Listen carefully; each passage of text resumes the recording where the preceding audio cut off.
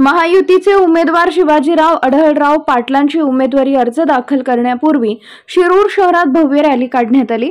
यावेळी बोलताना अढळराव पाटील म्हणाले की उद्या तुमच्या शहरात कलाकार आल्यानंतर त्यांना विकास कामावर बोलायला सांगा।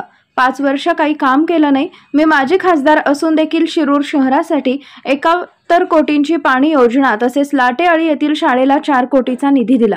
विद्यमान खासदारांचा अभिनय चांगला आहे, त्यांना त्या क्षेत्रात संधी देऊ आणि येणाऱ्या निवडणुकीत त्यांना घरी बसवू असे आवाहन केले। मला पूर्ण खात्री आहे की शिरूर शहरातून परिसरातून पंचक्रोशीमधून जवळजवळ 80% वर मग मला मतदान या ठिकाणी होईल अशी मला खात्री आहे। मी उभा आहे, आपल्या सगळ्यांना माहिती आहे आपल्या देशाचे पंतप्रधान नरेंद्र मोदी यांना तिसऱ्यांदा पंतप्रधान करायचा आपल्या सगळ्यांचा उद्देश आहे आणि म्हणून आपकी बार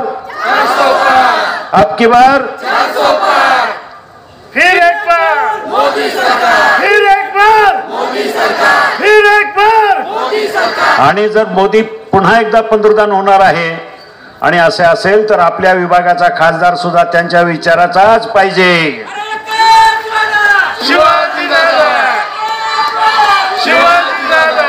आपण गेल्या वेळेला चूक केली, गेल्या वेळेला आपण चूक केली, चुकीचा माणूस निवडून दिला, विरोधी पक्षातला माणूस निवडून दिला आणि 5 वर्ष मतदारसंघाचं नुकसान झालं। 5 वर्ष मतदारसंघ पाठीमागे गेला। 1 रुपयाचा निधी या शिरूर लोकसभा मतदारसंघामध्ये आला नाही। मग वाहतुकीचा प्रश्न असेल, पुणे नाशिक रेल्वेचा प्रश्न असतील किंवा इतर अनेक काही प्रश्न असतील, 1 रुपयाचा निधी न आल्यामुळे आज माझ्या शिरूर लोकसभा मतदारसंघातील जनता विचार करायला लागली की पुन्हा आम्हाला चूक करायची नाही, ह्या वेळेला फक्त आणि फक्त दादांना निवडून द्यायचा हा निर्धार जनतेने केलेला आहे।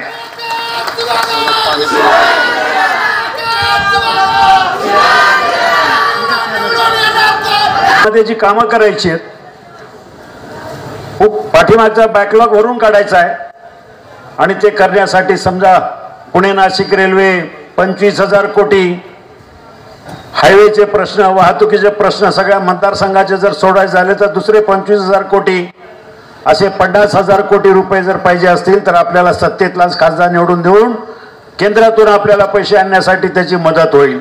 आणि म्हणून मला पुन्हा एकदा विनंती करायची, शिरूर शहराबद्दल तर मला कधी शंका नव्हती, शिरूर तालुक्याबद्दलही कधी शंका नव्हती।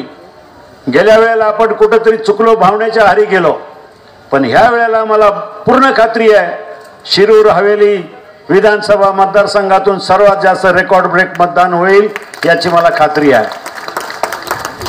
आणि हे सगळं करत असताना मला आनंद या गोष्टीचा आहे, आम्ही सुरुवातीला शिवसेना, भाजप, राष्ट्रवादी हे 3 पक्ष होते, पण गेल्या 15 दिवसापूर्वी राज्याचे आमचे तरुण तडफदार नेते, आमच्या सगळ्यांचे मार्गदर्शक, मनसेचे पक्षप्रमुख आदरणीय राजसाहेब यांनी या महायुतीला बिनशर्त पाठिंबा देण्याचा निर्णय घेतला। तो महाराष्ट्राच्या हिताचा निर्णय होता, कुठलीही अपेक्षा न ठेवता। आणि म्हणून माझे सर्व मनसेचे सर्व माझे सैनिक शिरूर लोकसभा मतदारसंघातील माझ्या सोबत जॉईन झालेले आहेत। 2-3 बैठका झालेल्या, शिरूर हवेलीची बैठक झालेली, खेड आळंदीची बैठक झाली, 2 दिवसामध्ये बाकी सगळ्या बैठका होऊन ती फौज सुद्धा एक कडवट काम करणारे सर्व शिवसैनिक आहेत, मनसैनिक आहेत, ते पूर्णपणे आपल्या पाठीशी खंबीरपणे उभे राहणार आहेत। मला जाता एवढं सांगायचं आहे, उद्या मला वाटतं काहीतरी कलाकार येणार आहे इथं,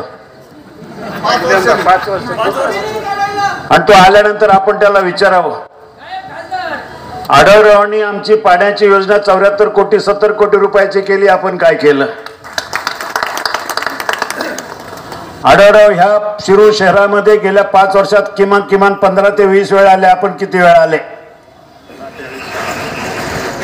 आपल्या सगळ्यांच्या स्वाभिमानाचा प्रश्न म्हणजे आपली जुनी शाळा लाटेआळीची, त्यासाठी जवळजवळ 4 कोटी रुपये टाकले, आपण किती दिले?